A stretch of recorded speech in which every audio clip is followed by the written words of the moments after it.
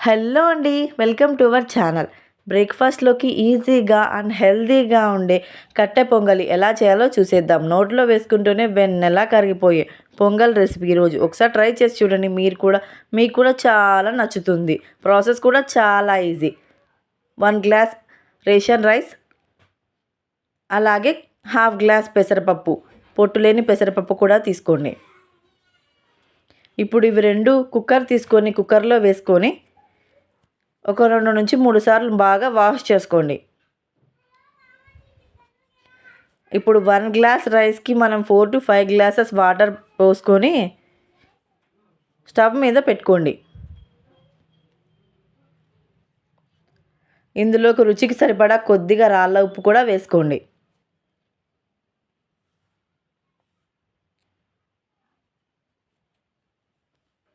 అలాగే కొంచెం పసుపు పొడి కూడా వేసుకొని అంతా ఒకసారి మిక్స్ చేయండి స్పూన్‌తో.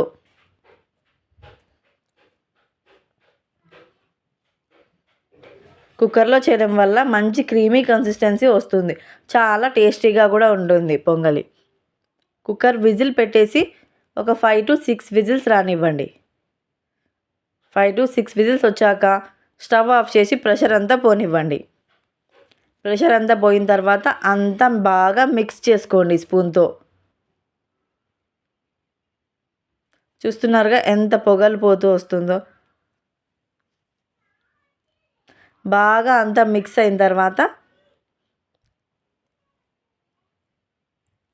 ఈ కన్సిస్టెన్సీ వచ్చిండాలి. అప్పుడు పర్ఫెక్ట్‌గా కుక్ అయినట్లు. ఈ పొంగలి చెనిక్కాయ చట్నీలో కానీ, పల్లీ చట్నీలో కానీ చాలా బాగుంటుంది. ఇప్పుడు ప్యాన్ పెట్టుకొని అందులో ఒక 1 స్పూన్ నెయ్యి హీట్ చేసుకోండి. కొద్దిగా మిరియాలు, 2 పచ్చిమిర్చి, అలాగే కొద్దిగా అల్లం కూడా కట్ చేసి వేసుకోండి. ఇప్పుడు ఇదంతా బాగా ఫ్రై అవ్వనివ్వండి.